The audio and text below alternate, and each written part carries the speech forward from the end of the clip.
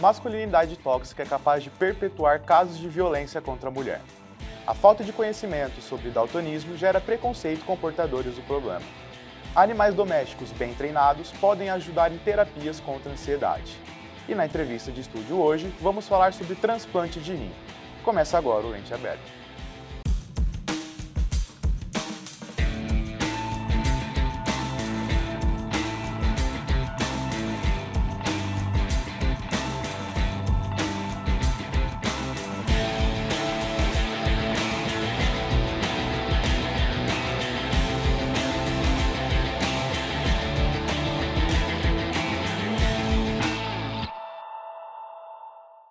A 10ª edição da pesquisa Violência Doméstica Familiar contra a Mulher, realizada em novembro de 2023, mostra que 30% das mulheres no Brasil já sofreram algum tipo de violência doméstica ou familiar provocada por um homem.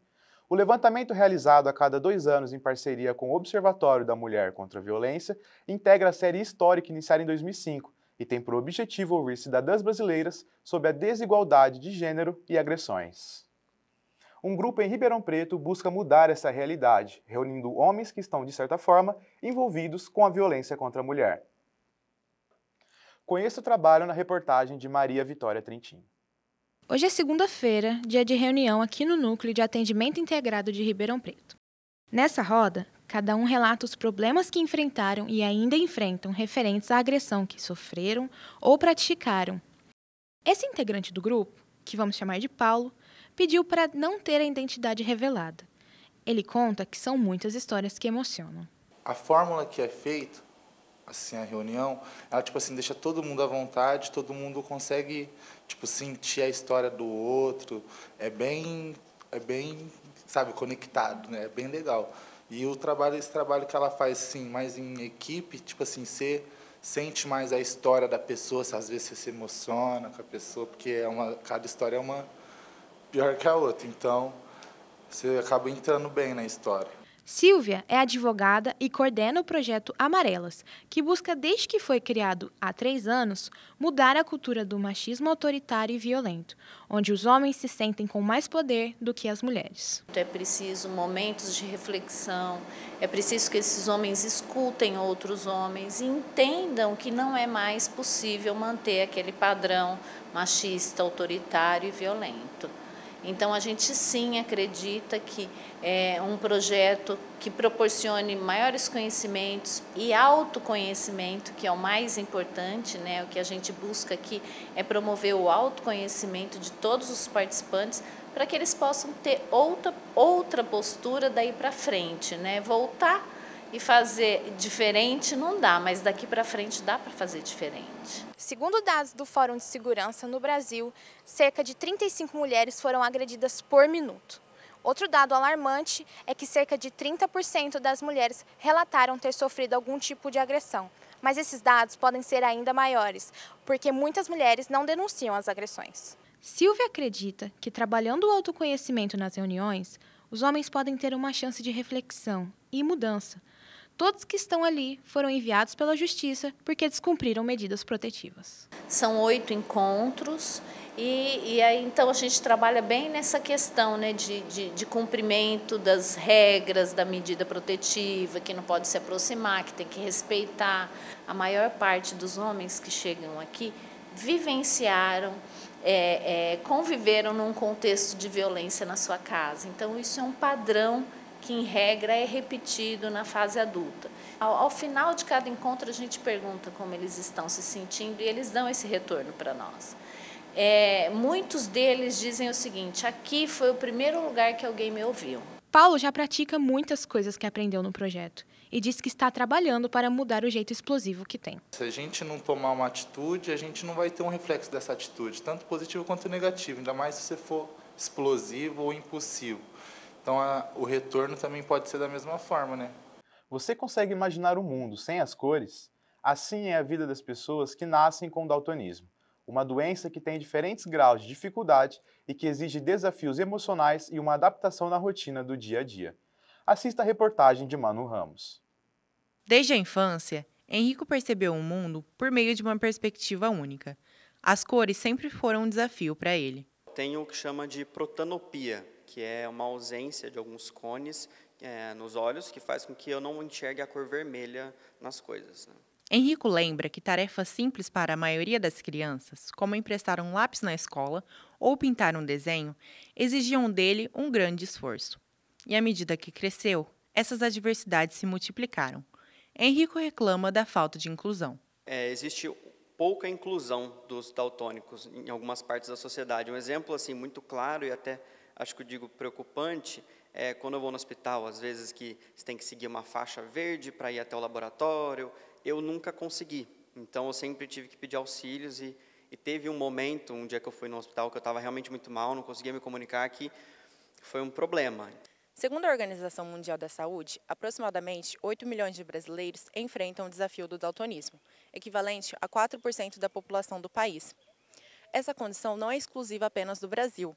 Globalmente, 4,5% da população enfrenta o desafio do daltonismo diariamente, sendo mais comum em homens e se manifestando de diversas formas. O daltonismo, ele é uma alteração, na verdade, da sensibilidade de como a pessoa percebe as cores. O daltônico, ele não tem baixa divisão. Essa baixa divisão, ela tende a ser mais tipicamente do eixo verde-vermelho, mas ela pode ser só do verde e só do azul. Segundo a especialista, existem ainda pessoas que não enxergam nenhuma cor e veem o mundo somente em tons de cinza. Esse é o caso mais grave, por quê? Porque a pessoa que vai ter baixa divisão, já que o que leva a gente a ter uma boa acuidade visual é a presença dos cones. Então, se você nasce sem os cones, você tem uma baixa divisão e, além disso, ainda pode ter um tremor ocular chamado de nistagmo. A tecnologia avança para trazer alternativas para as pessoas que não conseguem ver as cores. Mais recentemente, houve um desenvolvimento de um óculos, que na verdade é um filtro que acaba melhorando tanto a sensibilidade do contraste da pessoa, que ela acaba percebendo o que antes ela não percebia. Já experimentei esses óculos que às vezes a gente vê vídeo na internet, daltônico às vezes coloca e chora e tal. Experimentei, foi emocionante para mim, só que a experiência não é tão legal quanto parece. Infelizmente, a tecnologia ainda não avançou tanto. Então, até fiz a experiência, eu coloquei o óculos e fiz aqueles testes de daltonismo. E não passei, continuo daltônico com ele. Henrico busca por mais empatia e compreensão das pessoas, para enfrentar os desafios do cotidiano.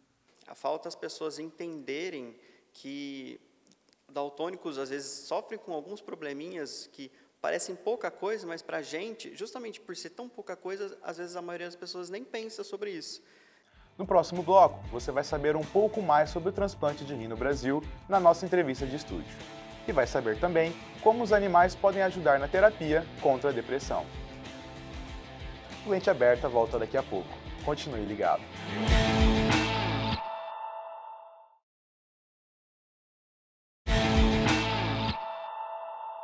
Batalhas contra transtornos psicológicos como depressão e ansiedade estão cada vez mais presentes no cotidiano.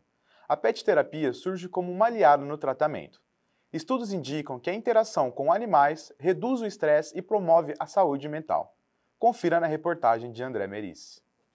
Em um universo onde palavras muitas vezes falham, latidos encontram espaço para preencher vazios emocionais. Foi assim com Marcelo. Eu sempre fiz, terapia desde criança e desde criança, assim, sempre foi algo muito importante para minha vida. Até que a psicóloga disse, que seria legal a gente começar com essa ideia da pet terapia. Porém, meu pai, ele não gostava muito da ideia de ter um cachorro, mas minha mãe gostava muito porque ela já tinha um cachorro quando ela era criança e meu pai também concordou com a ideia, por mais que ele estava um pouco relutante. E aí a gente teve um cachorrinho que chamava Theo, que chama ainda, pelo amor de Deus, chama Theo, e ele é todo fofinho lá e ele me ajuda muito, desde criança. A terapia assistida por animais, mais conhecida como pet terapia, surgiu por volta do século XVIII, como uma forma alternativa no tratamento de doenças mentais em um asilo psiquiátrico de Londres. E desde então vem sendo utilizada para auxiliar o tratamento. Os benefícios da pet terapia são diversos, segundo especialistas, que incluem a redução do estresse, a ansiedade e até a depressão.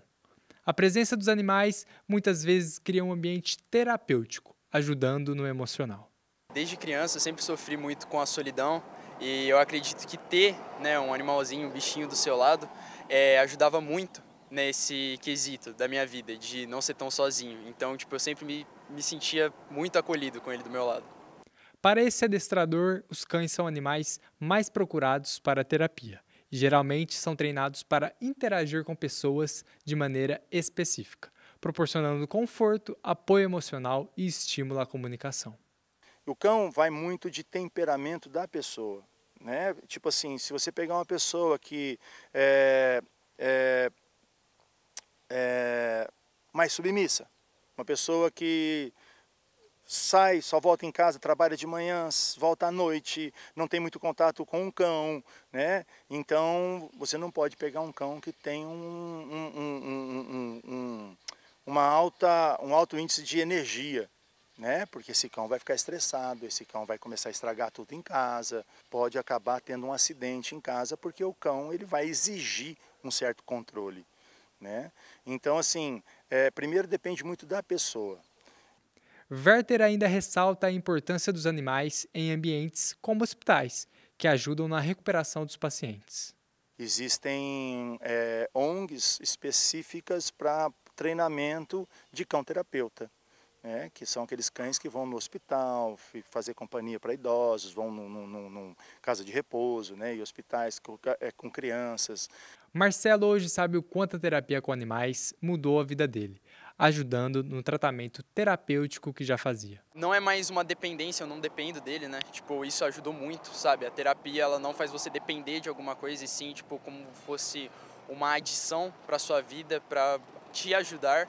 E, sabe, ele é o meu melhor amigo, assim, disparado, e, assim, eu tenho muita alegria de ter ele do meu lado. O transplante representa uma esperança renovada para milhares de pessoas em todo o mundo, oferecendo uma segunda chance de vida para aqueles que enfrentam doenças crônicas e falências de órgãos. Este procedimento médico complexo e extraordinário transcende fronteiras, conectando doadores altruístas e receptores ansiosos por uma oportunidade de recomeço. Esse é o tema da nossa entrevista de hoje. É com você, André. Olá, na entrevista de hoje vamos falar sobre transplante. Em 2021, mais de 23 mil procedimentos foram realizados e destes, 4,8 foram de rim. Atualmente, mais de 37 mil pessoas esperam por um transplante de rim. E para tratar sobre o assunto, convidamos o médico urologista Carlos Fernandes Molina, que é professor e doutor do Departamento de Cirurgia e Anatomia da Faculdade de Medicina da USP de Ribeirão Preto. Doutor, muito obrigado por ter aceitado o nosso convite.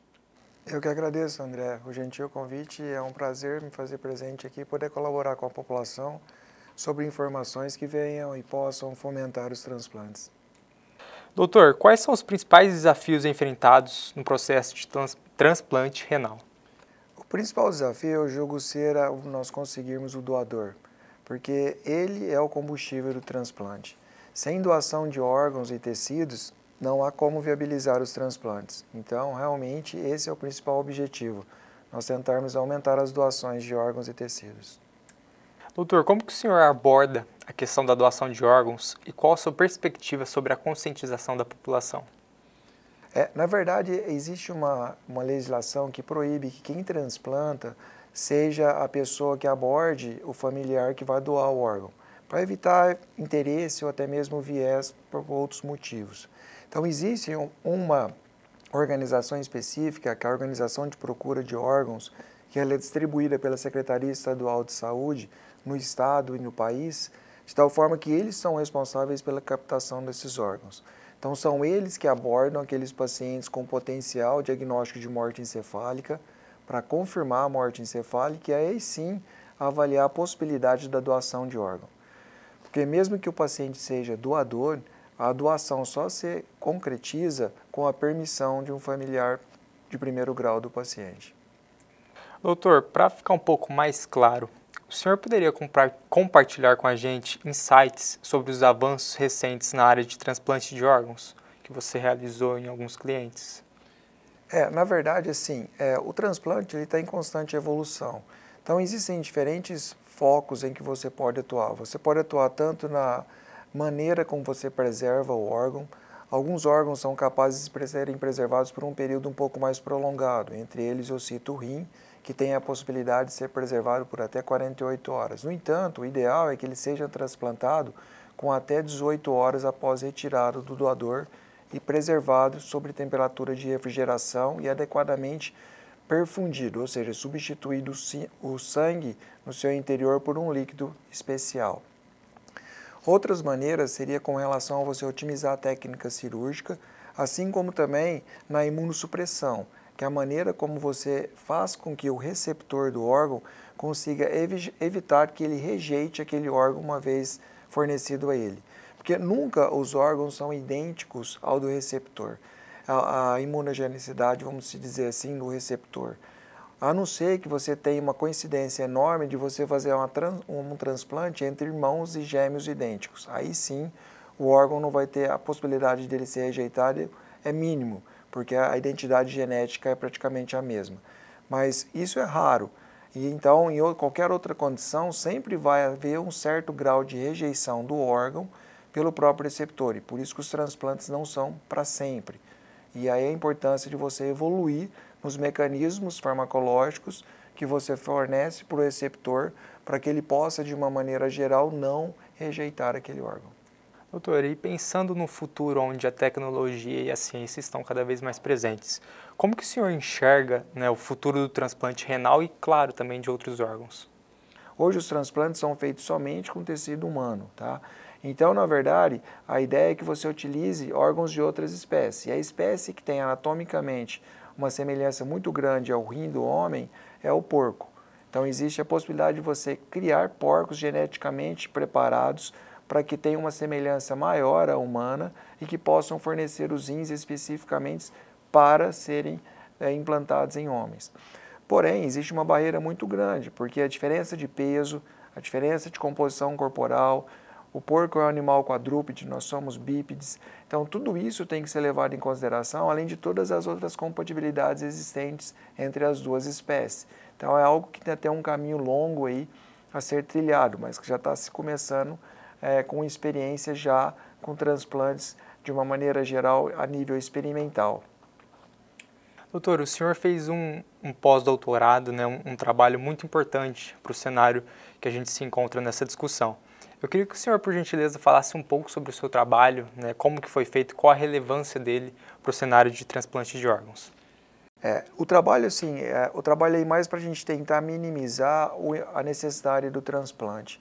Eu fiquei um ano na Washington University, em St. Louis, no estado do Missouri, nos Estados Unidos, e um ano na Baylor College of Medicine, em Houston, no Texas.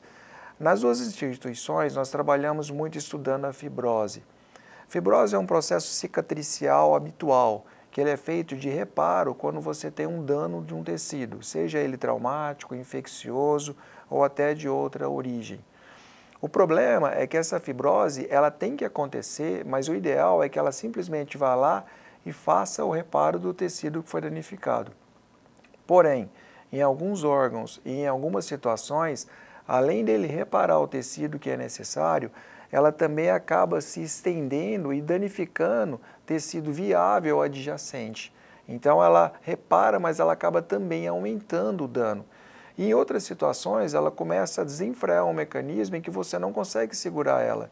E ela vai progressivamente danificando ainda mais e substituindo o tecido viável, e não somente danificado, por um tecido cicatricial, fibrótico, que não exerce aquela função fisiológica. E o rim é um local que isso pode acontecer com uma certa frequência. E por isso que as pessoas, dependendo do tipo de agressão, podem reagir diferentemente àquela situação. Alguns com uma fibrose que repara o dano e para ali, que é o que é realmente desejável, mas outros com uma fibrose que se estende e continua e acaba lesionando mais do que a própria lesão primária original. Então eu trabalhei nesse local tentando identificar fatores que possam estar envolvidos com a falta de controle desse reparo, que leva a uma exacerbação do dano original. Então esse foi o objetivo principal da minha ida aos Estados Unidos. Doutor, muito obrigado por ter aceito o nosso convite. Tá, eu espero que o pessoal tenha, de fato, entendido um pouco mais de como funciona o transplante em si e muito obrigado. Muito obrigado. Voltamos com você, Kelvin, no estúdio. Essa entrevista de estúdio é dedicada ao jovem estudante de jornalismo Ian Rubem Bastos de Lima, de 18 anos, que faleceu neste semestre. Quando criança, Ian fez um transplante do coração e, por isso, conseguiu prolongar a sua vida até este momento. Ian era um exímio comunicador e, por onde passava, levava alegria. Ficam agora as boas lembranças e a saudade. Obrigado. O Lente Aberta fica por aqui. Até o próximo programa.